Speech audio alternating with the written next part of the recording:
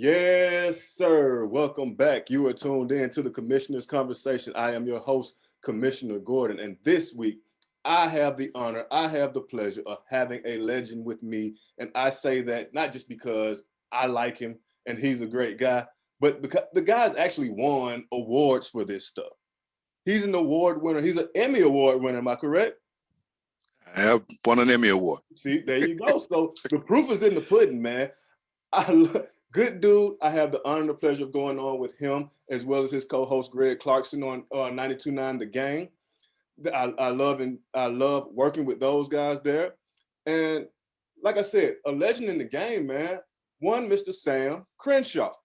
And I wish I had an applause button that we could, No, we're not gonna do all that. I definitely appreciate you coming on with me today. And expanding and enlightening me because I'm what you would call a newbie into the HBCU world in terms of their football, in terms of athletics, totally. So I got excited when I saw that everything was moving around, and when after COVID hit, everything was moving around. And you had a lot of conferences that were forcing themselves to play fall football, which was your bigger schools, your Power Five conferences. And then the HBCU movement seemed to shift toward the spring, which is coming up shortly. And I got super excited because I thought that would highlight these schools. And I thought that would be a great opportunity for these schools to showcase their campuses, showcase their students, showcase their environment, and get more money put into the hands of these institutions. And then we received the news that sadly the MEAC has kind of backed out and said they're suspending their games with only 3 teams that are going to play. And those are Delaware State, Howard, and South Carolina State.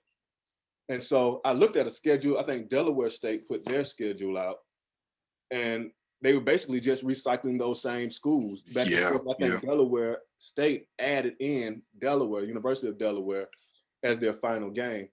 But what are your thoughts on this season, just to start off on the spring football take of what I was saying earlier? Yeah. Well, Gordon, first of all, thanks for extending the invitation to come and be a part of the, Commissioner's Conversation. And we enjoy having you join us on weekend mornings. We look forward to having you on with us more, sharing your insight, sharing your passion with our listenership early on Sunday morning. So we appreciate you joining us and look forward to having you on with us, again, going forward. And especially as this season gets started, we want to get your thoughts on what you see. Since you said you're kind of a newbie to following HBCUs, I'm going to get around to asking you why that is. A lot of people, I'm surprised, who haven't paid attention to it, don't go to see it. And the game has really changed. I'm old enough to remember when people went to HBCU football games and the bands were there. Tailgating was not a thing because you had top shelf talent in the gate. And people want to go see that top shelf talent. You went in for the game.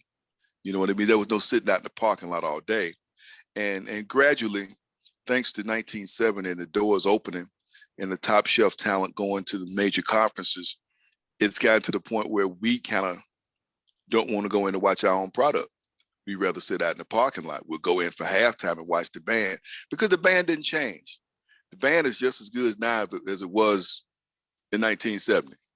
You know what I mean? That part into the pride and just the work that goes into it and the showmanship that has stayed the same. The game in some schools it has changed because you don't have enough of that caliber of talent player to give you that kind of game with the execution, without the pre-snap penalties, without all those type of things. Because you can get some games with some teams that are not doing well. It can be kind of a sloppy game, and that's what's driven a lot of people out into the parking lot.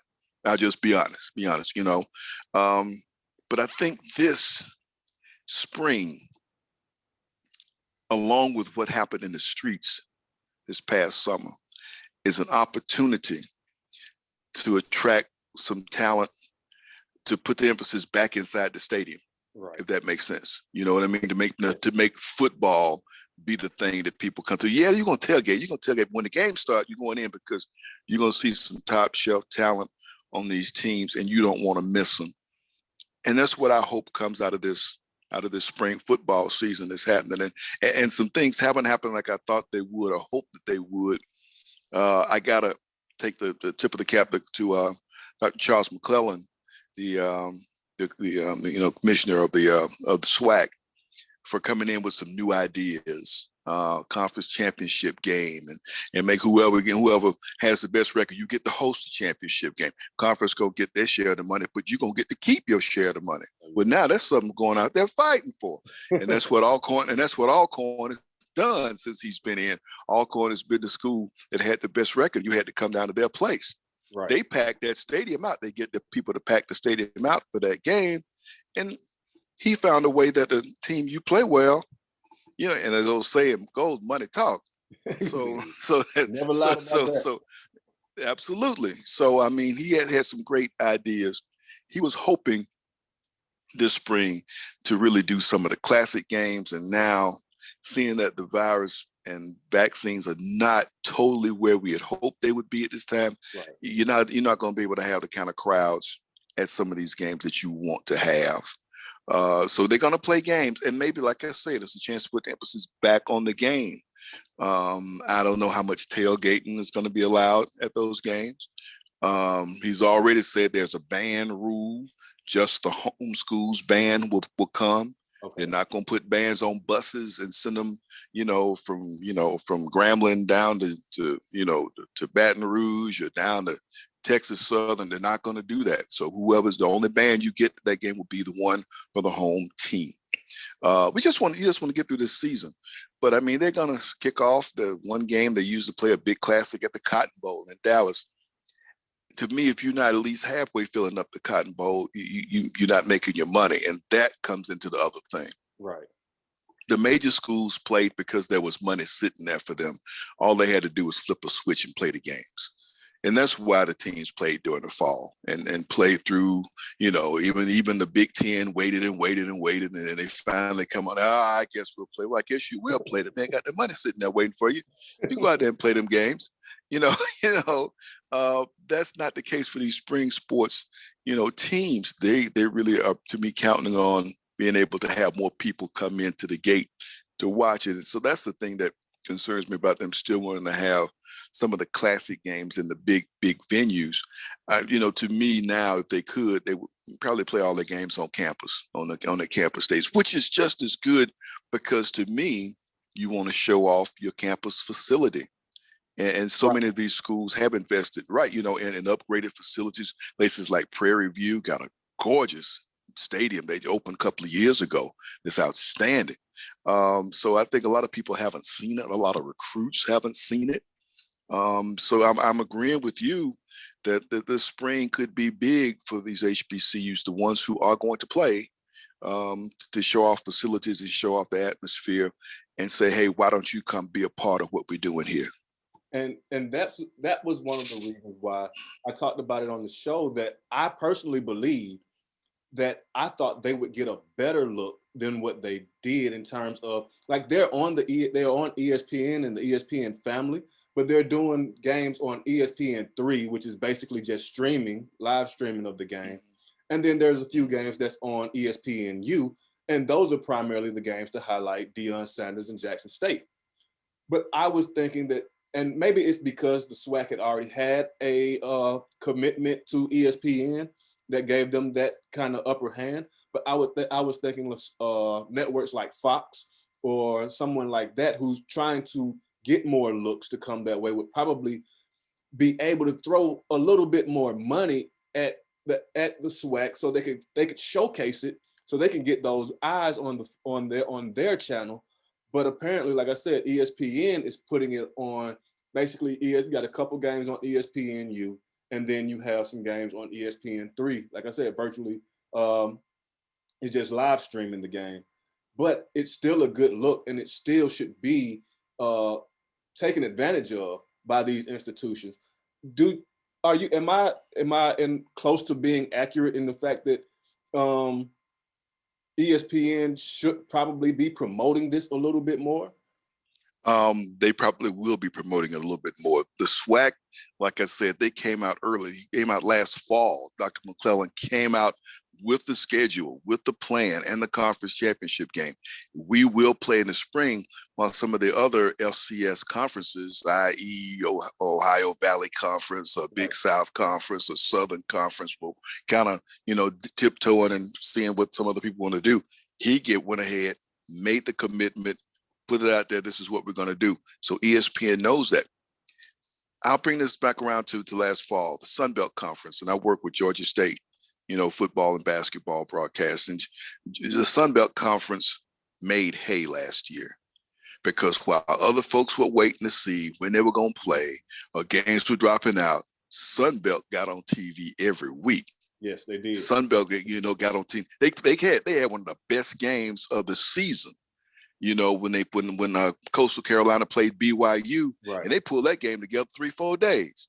And that was one of the best football games of the year. SWAC, to me, is in a position to have the opportunity to do that because there's some other, like this weekend, UT Chattanooga's supposed to play. They're postponing that game. There are going to be some postponements from some schools who are in areas where this weather has hit. Right. You want to play spring football. You don't want to sit out there in no ice. Exactly. And that unfortunately has covered some of the areas of Louisiana, Arkansas, Mississippi, Texas. So that's going to change some schedules up from some teams who are going to start playing this week. Those games got to reschedule. Who steps into those openings? Right. Because ESPN is a content providing, company. They're looking for content.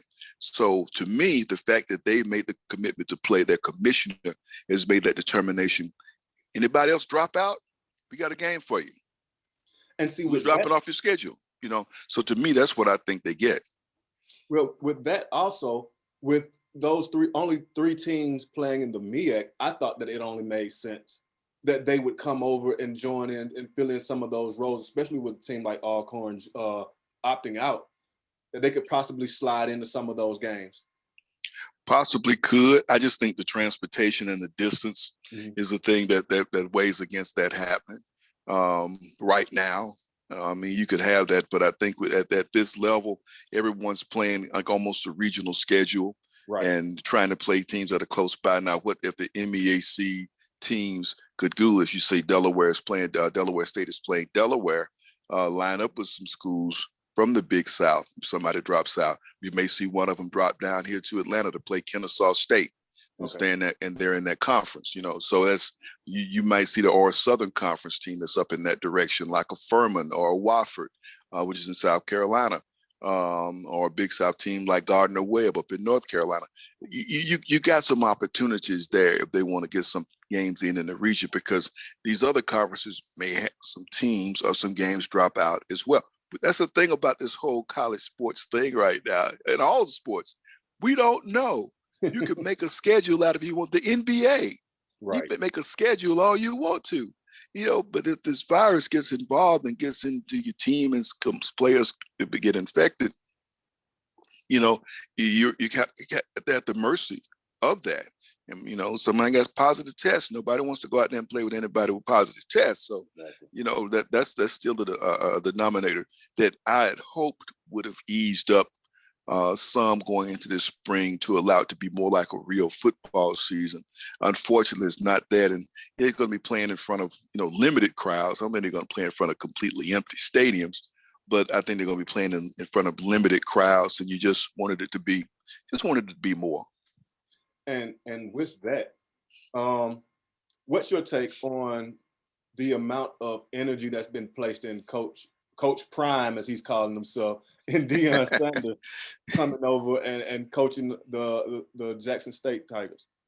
I think it's a tremendous opportunity, and he's and a lot of people are looking at what other ex-NFL star could they get to come and be a part of their programs, maybe, and Deion's kind of like lightning in a bottle. You know what I mean? I mean, not everybody has what he has. You got a lot of guys who played. You have a lot of guys who've been winning. You have guys who are Hall of Famers. You have guys who, won Super Bowls. But Deion's a brand, man. Exactly. Deion is a brand. And Jackson State plugging him in as a stroke of genius, and so he had something special for HBCUs. We know he went to Florida State. Some people may or may not know that in order to get this job, Deion had to have his degree. He got his degree from an HBCU last summer at Talladega College. Now, a lot of people don't know there's a Talladega College. Talladega College, let me tell you something. Talladega College in Alabama, that's between here and Birmingham. They got a 250-member marching band that will come to your battle of the bands at the drop of a heartbeat. The total enrollment of the school is about 600 students. So about half the enrollment of the school is in the band. And they got no football team. They got Talladega College don't even play football. And they got 250 member band. And the band will come shut it down. They'll come shut it down for you now. But that's Deion finished up his work to get his degree there last summer and was ready and be able to take this job at Jackson State. So to me, that's something else that goes into it. Yeah, he wants to get some guys down there and prove what people say supposedly can't happen, that you can't go to an HBCU and still go to the National Football League. That's the thing he's really on fire to show, that you can go to this school. And if you work hard and come in, you get good position coaches to work with them, he can get some guys to the league. He's going to do that. I hope he keeps them in an environment that they are able to be successful on and off the field. And you want them to graduate people as well. You want it to be a good social atmosphere for them because they're sacrificing. He's got some guys who are coming from some big programs. He had one guy whose corner was supposed to go to Georgia, decided to come to Jackson State. They are sacrificing. They're sacrificing running out of that stadium in front of 90,000 people, playing on national television every day, knowing that they got so many people that will be watching them and seeing them. And, when the stadiums are able to be full again, they realize they're passing that up to go to Jackson, Mississippi, and be a part of something potentially bigger than just a game. You know what I mean? Yeah. And so, yeah, he's doing that. He's bringing some attention. We're going to see how he does this spring. I've already heard from some people who can't wait for him. They're looking forward to him. I had a guy I know from Grambling that lives here in the area, says, yeah, second game, we got him. So I'm going down to Grambling. We'll see Jackson State with Deion. It's great that he will get that kind of attention and kind of focus. Now the players have to have a good experience. Right. Spring is nice. I'm looking forward to the first game of next fall. Jackson State is supposed to play Florida A&M to kick off the fall season in the Dolphin Stadium down in Miami. Those guys are going to walk out in the field with 70,000 people in the stands that look like them. Wow. Think about that for a minute. You can't get that in the SEC. You can't get that in the ACC. The Big 12, Big 10 can't give you that. That's the thing that Deion says is if those guys have that kind of experience and feel what it feels like to come out there and play a game like that people are going to be watching, and that game will be televised. FAMU new in the SWAC, Deion Sanders, that game will be televised, and to come out and be a part of that, that's the type of thing that gets a kid excited who may not have considered HBCUs before. So it's an exciting time. And FAM's coach, he recently turned down a job with Shane Beamer at South Carolina to stick around at FAM and build the program up. So he's a tremendous story. He was at Prairie View. And Prairie View, if people know the story of Prairie View, they've been one of the teams at the bottom of the SWAC for the longest time. And he got there, like I said, they opened up that new stadium down there. They came out there and challenged Alcorn for the top of that conference. And that's what got him offered the job at Florida A&M. Of course, he's back home. He's from right down the road, Quincy, Florida, somewhere right near Tallahassee. So he's back home. And he's happy to be there. But people see his potential for what he could possibly do. Right. And I'm glad that he is going to hang around Florida. And I think he's in a great situation. I think with them going into the SWAC, there's going to be a lot of excitement. The games, once they're able to have the games and the bands travel, they're going to roll into town with the Florida A&M band. They're going to roll into places like Southern. They're going to roll into places like Grambling. And folk are going to show up. And the thing of it is you want to have some really good football. Right. to show folks too. You know what I mean? So I mean, like I said, the SWAC is in a tremendous position right now. And you know what? Compared to other conferences, HBCU conferences, where you have teams come and go, and we'll get to the D2s anyway, CIAA and the SIAC. Teams drop out, teams change. The SWAC is held together for a number of years. Right. They have not had anybody drop out of their membership. I think the last team before these two teams from Florida came in was like Arkansas Pine Bluff. And they have hung together. They really have. And you know, to me, they got, like I said, they got a great commissioner who's doing some great things. And the Celebration Bowl, we got to talk about that just a bit, because that's a game that I'm a little concerned about. That game has always been the SWAC champion against the MEAC champion, and with the MEAC going in the direction that it's going, I'm concerned about that game. And I say that because that game has been good football. It has been the two top teams in that conference. Mm-hmm. Oftentimes they've been nationally ranked, and everybody's watched that game and always remarked, "That was a good game. What did you expect?" You know what I mean? Right. Your expectations are so low of the teams from these conferences, and I'll never forget the first one. The guy named Tariq Cohen, who's now with the Chicago Bears, just turned the Georgia Dome upside down. Yes, they just turned that dude loose, and you know what I mean? And everybody was like, "Whoa, man, you see that guy?" And it was a great, well-played, well-coached football game. And a lot of people didn't think HBCU football could look like that. And I'm not, all the folk I'm talking about ain't white. There's some black folk that didn't think HBCU football could look like that good. And so I'm concerned about that game, about it continuing. I'm glad they have a sponsor. Cricket Wireless announced, even during this pandemic, Cricket announced that they will be the sponsor, major sponsor for the Celebration Bowl. And I just hope that that game is able to continue here in Atlanta and still have some really, really good fun and continue to bring people out. The attendance to me should be higher than it is, considering the fact that every HBCU has its biggest alumni chapter outside of its state in Atlanta. You know what I mean? So the HBCU alum, the minute they graduate, they all want to come here. So I mean, they're here, and to me, you ought to be able to have a big crowd out there. You know, it's true, man. They finish them schools: Howard, Norfolk State, Hampton. First place they want to come to is Atlanta. I recently read, I think someone tweeted out, and they said, living in Atlanta is like being in an HBCU for life. So you know what? And you know what? Take that in a lot of different ways. But it's true. It's true because the environment, there's a level of comfort here because of what people see around them. There's a lot of things you can identify with. There's success that's here that people can see and say, okay, this is how I can do it. I can be this, I can do this because of where I am. And history, you know, our history is on every corner of the street, but that's just like the HBCUs. The campuses hold Black history. If you go, I don't care, any campus you go to, there's some landmark. There's something that you maybe didn't know was there. That school has done something that has made a difference, or a professor or a graduate of that school. So yeah, I can see. I definitely agree with what you say. People feel here they feel they feel a level of comfort, and it reminds you of being at HBCU. And to just to circle back to what we were talking about earlier, when you asked me why I was a newbie, and you pretty much kind of answered it in the fact that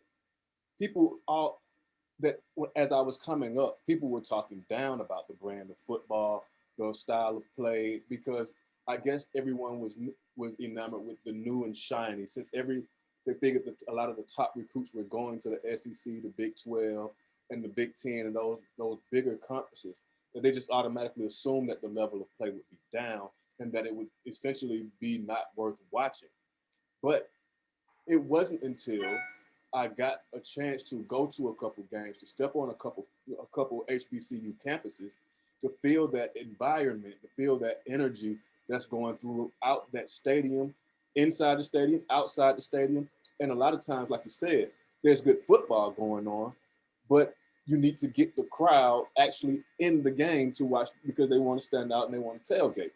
And that's why I wanted this for ESPN to highlight and put these schools on the forefront, so that you could see the actual game, like you were saying earlier. And So Well, you want to get people inside, because I know something that people would say, well, what's the big deal if they're playing in the stadiums half empty? You know, and you know, you want to say it was really good stuff, then people ought to be in there checking it out, and that's true. And also the recruits will ask that as well. You know, we got recruits who are very sophisticated. This year, coaches can't go to the high schools to visit these guys. So the way they got to do it is, what do they see? What's streaming? You know, what do they have access to see, to make their decisions where they want to go? So yeah, to show them is great, but they want to know that the people at the school will support good football, and if they don't see people in there in the stands, they wonder, like, well, do I really want to go here? And that is used against HBCUs by other schools who recruit them. Exactly. You know, you came to visit us. You know, I want you to see what the stands look like when things kick off. You're gonna go down there and visit so and so next week. I want you to see what, you know what I mean. So it's used against them. But I think the people don't realize that. Don't realize the importance of being in the game, and that's why I think this spring could be a good time to put the emphasis back on what's happening in the stadium. If you can't have all the tailgating, if you can't have both of the bands, they're just one band. If you can't have all those other things you go in and get into the game. Be glad that the game is going on. The games weren't even being played back in the fall. And so that's what I hope comes out of the spring football and the HBCUs. I wish the D2s were playing. Atlanta University Center, Clark Atlanta, and Morehouse, they're all sitting it out. You know, they're going to wait till the next fall for a number of different reasons, for cost-effective reason. At the Division II level, they don't have any type of great TV deals or anything for them. As a purpose. So what do they get by going out and playing in front of an empty stadium? You know, that's a losing proposition. Yeah. And so their best thing is to hope that this summer things progress well with the virus, and by September, they're able to play their games like they normally would and have their crowds in to watch. And we talked earlier about, just to go back to Alcorn State, and you were talking about how their prominence in the SWAC.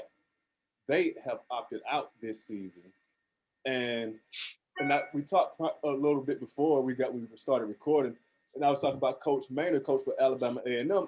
He was all the way live with it. He was on Coach's head saying, basically, listen, if you guys aren't going to play football, you guys shouldn't be lifting weights. You guys shouldn't be meeting. You guys shouldn't be doing anything in football. Yeah. Because otherwise it's a hypocrisy and you're contradicting yourself. Like, yeah. Well, you got to get what's going on with those two coaches now. Those two coaches have known each other for a long time, and they're friends. These guys both played in the Arena League back in the day.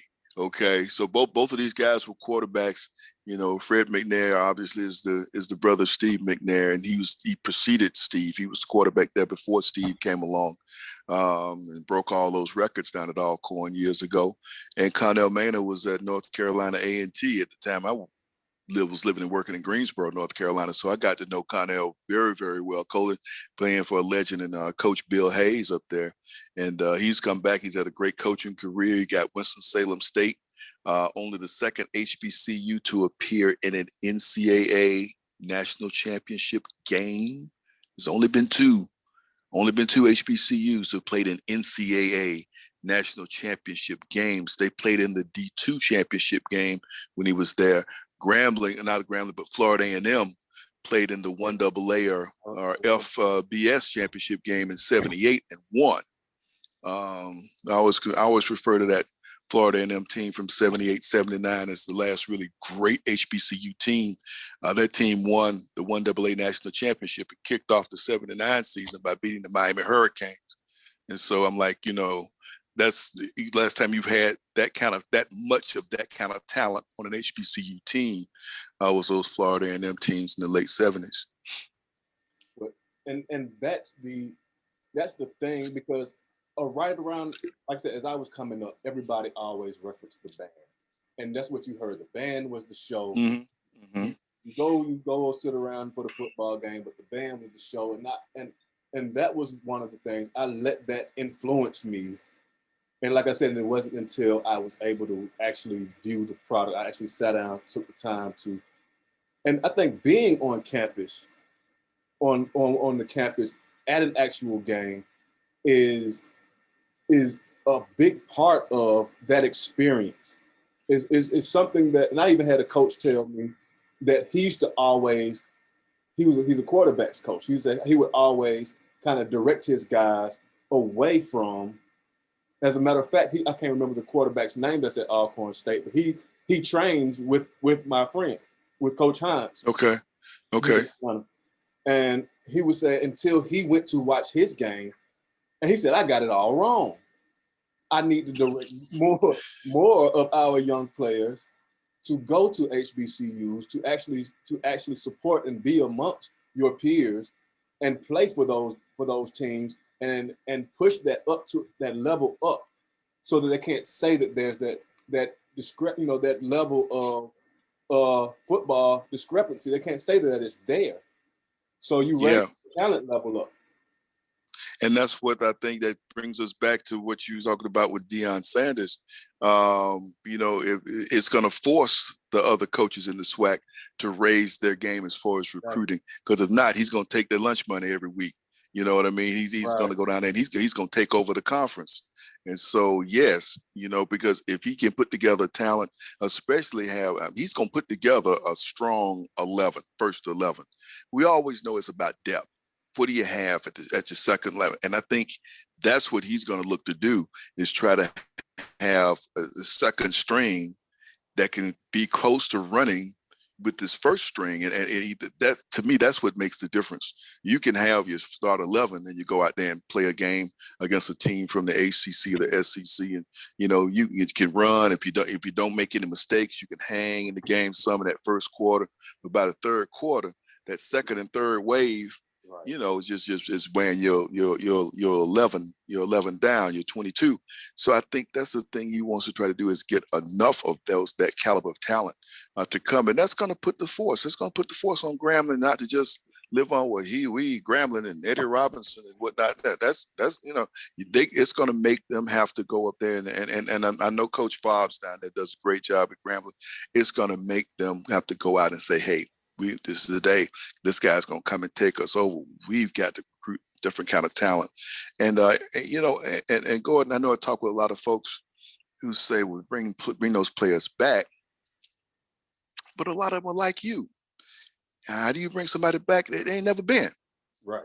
That's the difference. And when we say bring them back, we kind of date ourselves, because for like a generation and a half, we got some folk in this country who lived in suburbia or wherever, ain't never been a part of anything all black.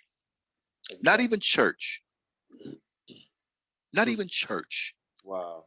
Yeah. That person ain't coming back. That person's got to be introduced. Exactly. So to me, that's the other thing that happens this spring. These young people who get introduced to HBCU and the HBCU experience and the history that's there on those campuses. And if they see that they're serious with their commitment to play this sport well, then you got a chance to get some of those folks to come for the first time.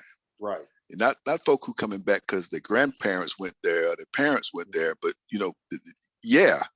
So to me, that's the other person that you want to recruit as well and make them be a part of this. Now, I also want to get into, or just for you to give us insight on a few teams that we need to watch, because it can't always just be about Jackson State. I'm sure they're going to have competition. There's got to be teams out there, like you said, you talked about other teams that are coming out, and the Grambling has said, hey, we got you next second week of the game.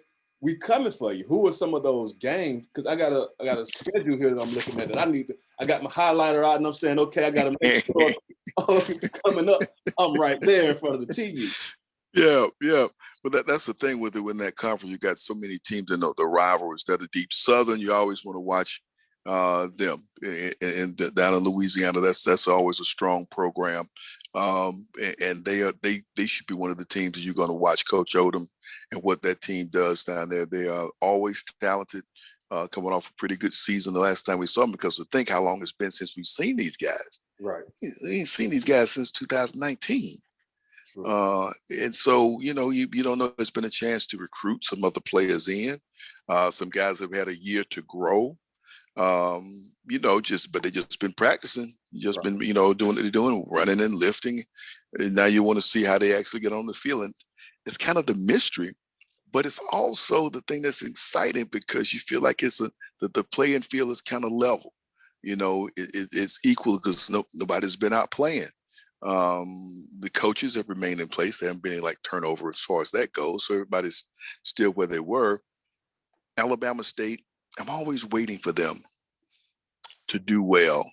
You go down to Montgomery. If you go down on 85, you drive down, cross the state line, go by Montgomery, and this beautiful stadium comes up on the left side. They have a tremendous facility. And they had an offensive lineman be a first-round pick in the draft about 2 years ago. So he is okay. So it can happen there.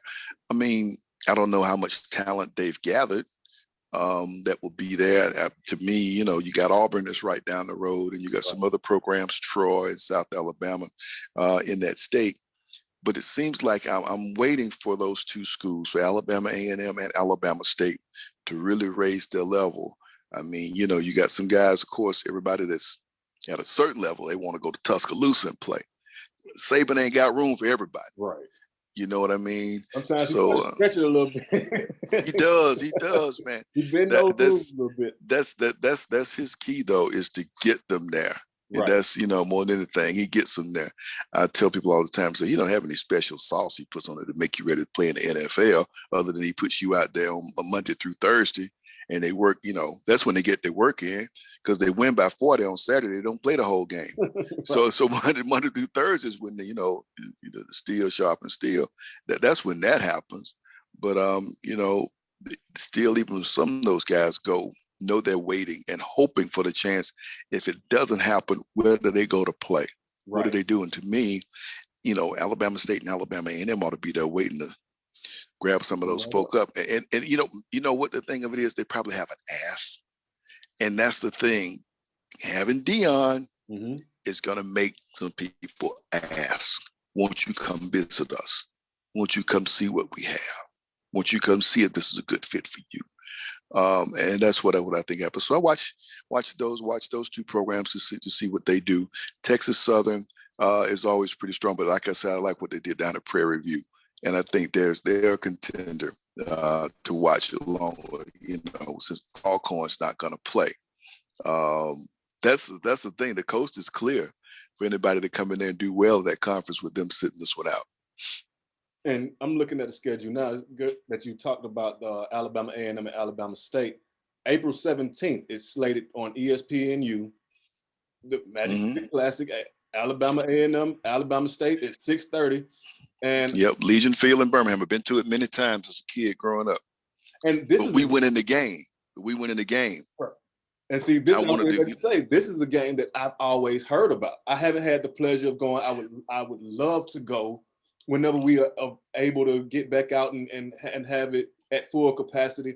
But this is one of the games that I've always heard about.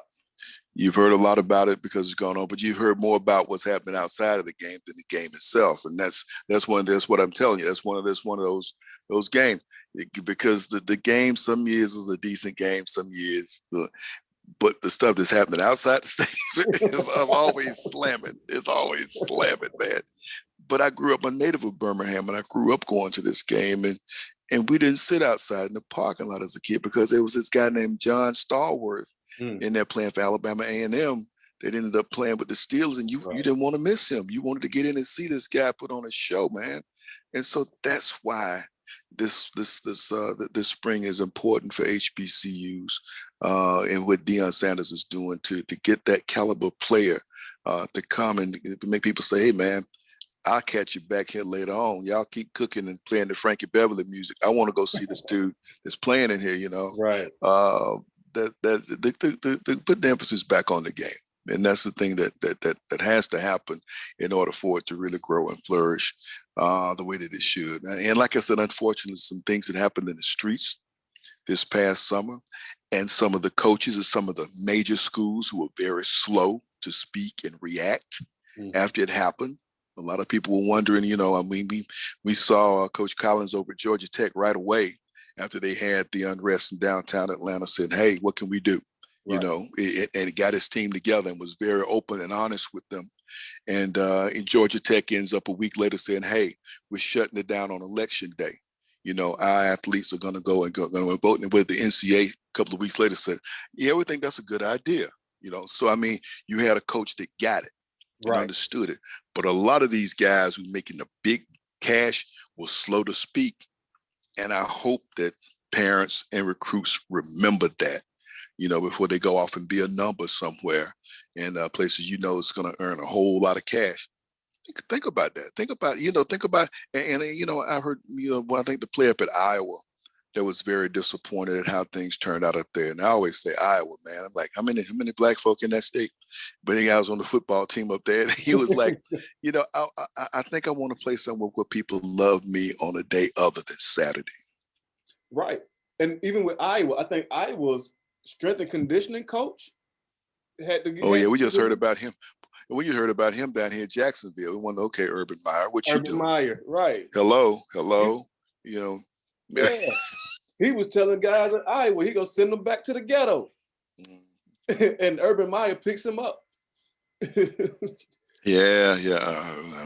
Not the move. Not the move. Not the NFL. Not with the National Football League. That's a different animal now. You got grown men up there playing with a whole lot of money. Oh yeah. And they'll let you know it. And they'll get rid of you before they get rid of me. Yeah, you know what I mean? Absolutely. So they that's a whole different thing.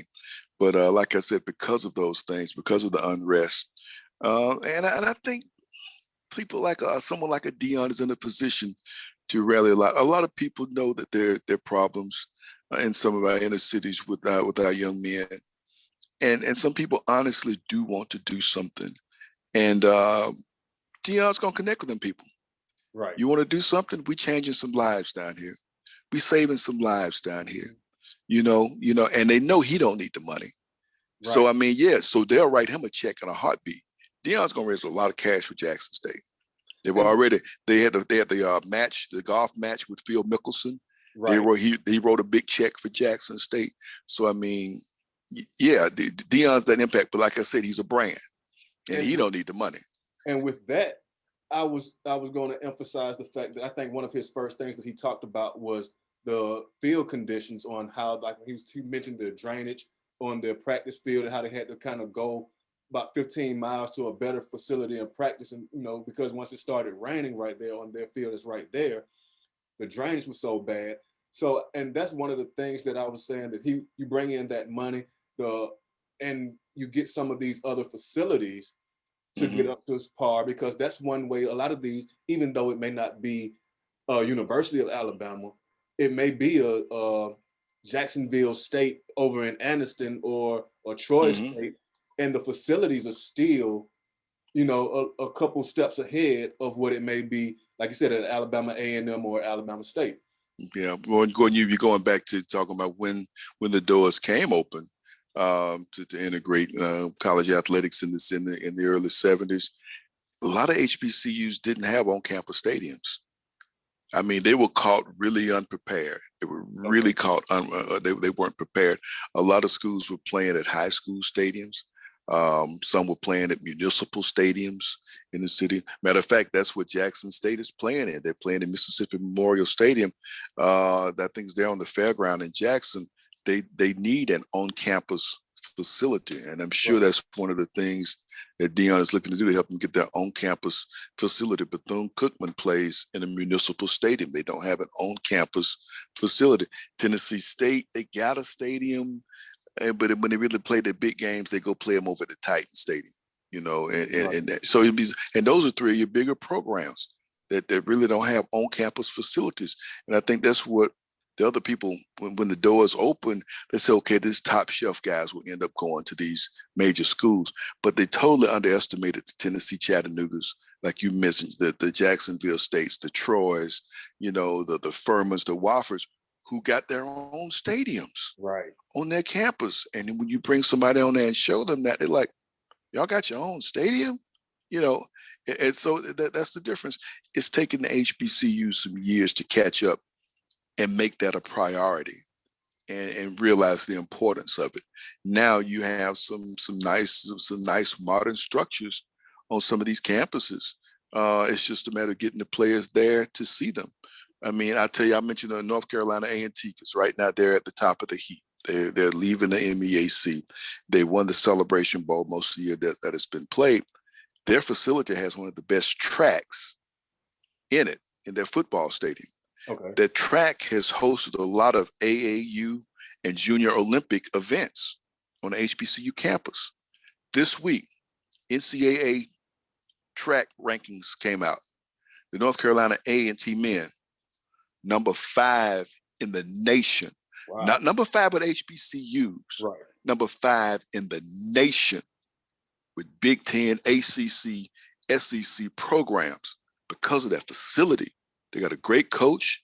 They had a player, they had a kid out of Charlotte that they were recruiting, and he had an opportunity to go to Alabama, Ohio State, and A&T. He chose A&T. You know, to me, that's the other thing. That's the thing I do want to see this spring. I want to see this track team. 2 years ago, the men and the women finished in the top 15 in the country. So, I mean, you got the facility, you get that. And because they've had these caliber of meets, a lot of top premier athletes have seen it. Yeah. They say, well, this track just as good as the one, over at Duke, just as good as the one, and so those kids will go to A&T and be a part of the track program. They are number 5 in the country right now as far as men's track.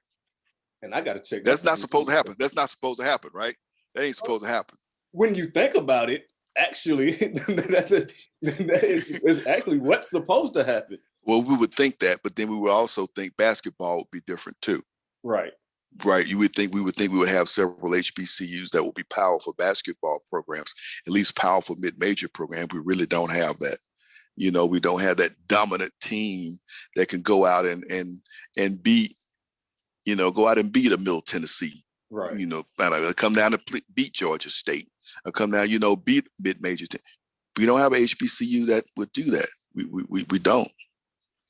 And it's messed up because he didn't get a chance to play, but Maker was supposed to be that guy for Howard, that he was going to come in. And they didn't. I think he played I don't know if 5 games. Yeah, I don't think he played that many games. And I don't know where that leaves him. I don't know if he will play a second year or if he still wants to try to just be a one and done because he really hadn't had the chance to show anything up there. That season has turned out to be very bad for Howard. And I mean, they got a coach with a lot of potential. He's a Duke grad. He's a Coach K product. And you think once he gets there and gets the right caliber players are going to do there. I don't know if Howard was the place for him to go for a one and done. And I'll say that because Howard doesn't make a great commitment for the athletics. Okay. Howard has the biggest endowment of any HBCU. They'll tell you that big time. They got the cash, but they put it into their med school and their law school. They're not putting it into the athletics. For him to go to a program that would have given him a chance to basketball, to me, it would have been Norfolk State, Hampton, or maybe Texas Southern, or Prairie View. I mean, to me, those are the stronger HBCU basketball programs. But he chose Howard, and maybe he's going to class, and maybe he will come back and eventually finish up a degree there. But a one and done, you're going for 1 year, you're going to do what you got to do, and you're going to move on. So I hate that turned out the way it did. When they announced that he was going to be there, they arranged a game with them in Notre Dame that was going to be played at Howard on MLK Monday. They end up postponing that game, not playing that game. So, like I said, the thing with Deion, the experience, the importance is the experience. No matter how many you win or lose, have a positive experience because that is what's going to have those guys tell other guys, yeah, come on, it's good, And that's what I'm looking forward to seeing, because we all know Deion. Deion is a public figure, as you mentioned. He's a brand. And I'm looking forward to, like, especially what I've seen when we were talking about Coach Maynard. We were talking about these different, I want to see these coaches kind of take on the responsibility of kind of putting themselves out in front so that they can show their personality. Because a lot of times we don't always get to see the personality of a Nick Saban or one of these big coaches. But these guys are actually more relatable to us because they are, they are us. Yeah. So I would like for a lot of these coaches to come out, have fun, show more of their personality. And I think that would be a vehicle to bringing some of these younger kids in to say, okay, I like this dude. I like this guy. I'm comfortable around him. And I can be comfortable around him and he can shoot it to me straight and still tell me how I can get better as an individual and as a player. If you noticed on YouTube, just look up Jackson State or Deion Sanders, and every day he's posting something. Every day he's posting something. Practice. I saw one where he had the equipment people and had all the equipment. He had the cameras, went around the room and, y'all make a difference. Y'all make a difference down here. What's your major? What's your major? Some people invited him to dinner at their house. He went there. But he puts it out there every day. Other coaches could have been doing that. Right. Other coaches could have been doing. Why didn't they? Well, yeah. That's why I'm saying to have somebody with a brand is going to open some people's eyes, because they say, well, our coach got a personality. Our coach do this like once a week, put something on video, just coach doing something with his players or doing something. That's stuff that could have been done. So to me, like you said, you've picked up on that. You've seen those. If you go on YouTube, they're all over the place. Every time I see one, I haven't seen this, let me check this one out, but he's putting it out there. He's putting something up every day. And, anybody else can do it, but he's going to show people how. Well, and it's partly, I won't call it new age recruiting, but that's pretty much what it is new age recruiting. And him being a guy who's been around these young kids from the school that he had, the charter school coming up, from him being around those young guys, that kind of gives you a way how they think. It gives you a look into what they're doing all the time. Because always you look around, anywhere you go, you see kids with phone in their face. It's all they're oh doing. My goodness, yeah. They're not talking to each other, but they're sitting there and they're communicating to each other on their phone. Like, you could easily put the phone down and just talk face to face, but they're texting. Nah. They're doing it.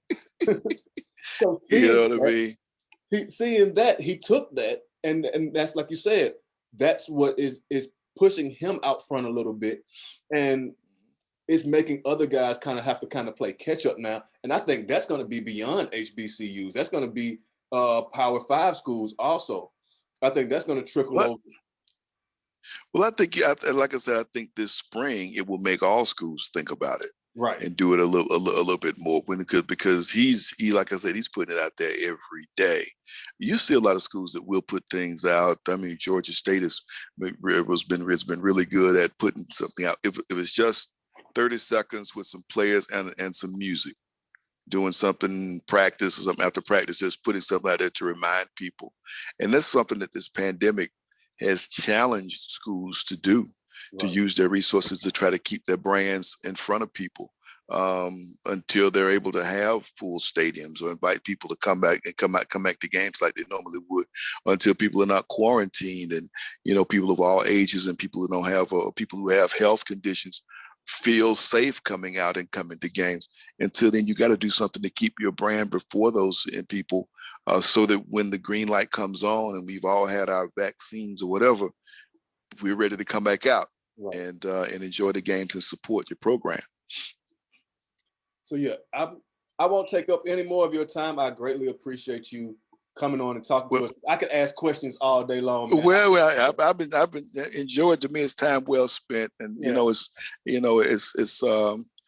it's something that deserves to be talked about. It's something I always say those young people work just as hard as they're the ones at any place else. Right. And they do it with fewer resources. They do it with limits.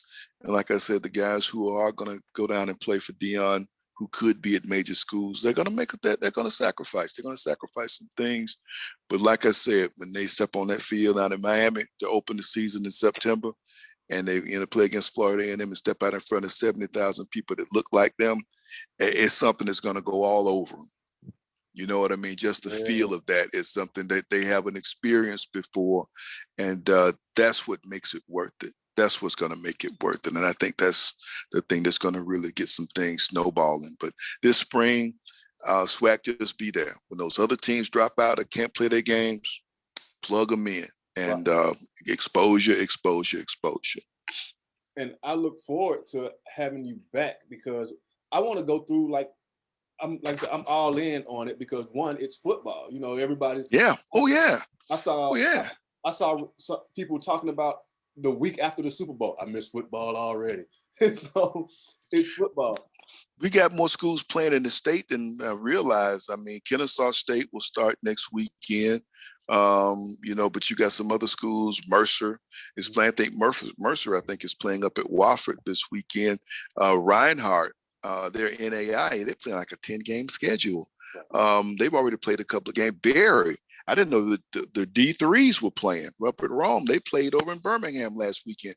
So we got about 4 or 5 college teams in the state. And I mean, none of the HBCUs are playing, but, we got about 4 or 5 programs in the state that are playing spring football. So on some of these Saturdays come up the next few weeks, I don't know if you want to go this week, might be a little chilly out there.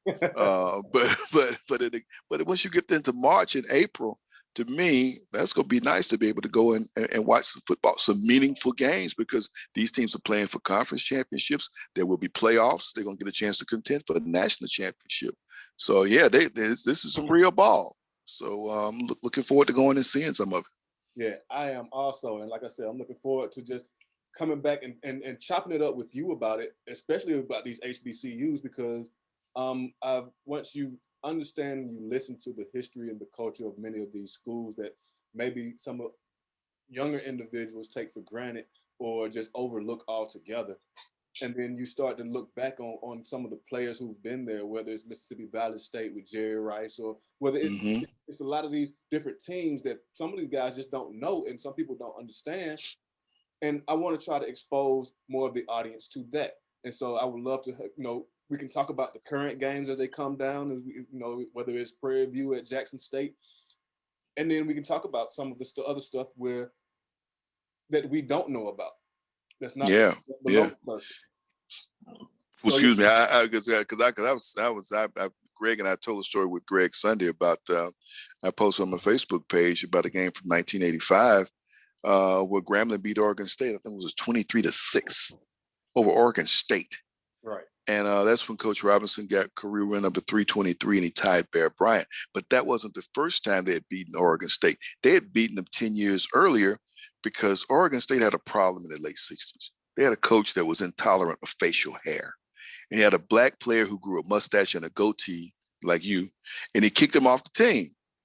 And so the people at Oregon State was, oh my gosh, people are going to think we don't want black football players out here. We do want black football. So to show people we want black football players, let's play a home and home with Grambling. Grambling goes out to Portland in 79 and beats them, I think, 19-12. And it was like after that coach who had a problem with the facial hair, he was unemployed. Right. And so it was 10 years later, they decided to come to Shreveport. And it's almost like an afterthought. The folks at Grambling didn't make a big deal. Only about 13,000 people showed up. And but they said, we owe them another game. Do we pay them off? They said, no, we'll go to Shreveport and we play them. And they came to Shreveport and Grambling ran them off the field. And so Grambling has 2 wins over Pac-12 program. And so that's and when you think about it now, if you put that game together now, ESPN will make a big deal about it. A major conference team going down south to play an HBCU. My goodness. Especially with the implications, like you said, with Eddie Robinson tying Brian's record. That game, it was an afterthought, but they recently posted the game. If you want to watch it, it's on YouTube. Somebody recently posted the game. The narration is from the Oregon State play-by-play people, but I went back and I watched it, and I thoroughly enjoyed it. So it's just something to watch is out there. Grambling against Oregon State in 1985. So it was pretty big. I'm writing that down because I am headed to YouTube. Yep, that and the 79 game with Florida A&M in Miami is on there too. That was one of ESPN's early broadcasts. ESPN was in its infancy, and they did that Miami against Florida A&M game, and they played it at Florida State Stadium. They didn't play it on the campus at Florida A&M. They played. I said, because I watched the game, I said, where are they playing this game? And I look real hard at the grass. I says, is that the Seminole? I said, they played this game at Florida State. Wow. So Miami came to Tallahassee to play Florida A&M, and they played them at Florida State, and Florida A&M won. And you had guys on both teams that ended up playing in the league. You had some Miami guys, and and two young quarterbacks who didn't play in that game were on the Miami team on that Miami team. Jim Kelly and Mark Richt were on that team that lost to FAMU. There you go. And that's what it is. That's why I want to talk to you more so we can get more of this. So once again, I greatly appreciate it. Outside of 92.9 The Game, can you let everyone know where you can be found on social media, on television, everywhere you're found? Bruh, I'm everywhere anywhere they let me. These days, my goodness, I enjoy what I do with Sports Radio 92.9 The Game. We're looking to expand our high school coverage this coming fall, and doing some stuff with Damian Lewis. You had Day. I know he's big with high school.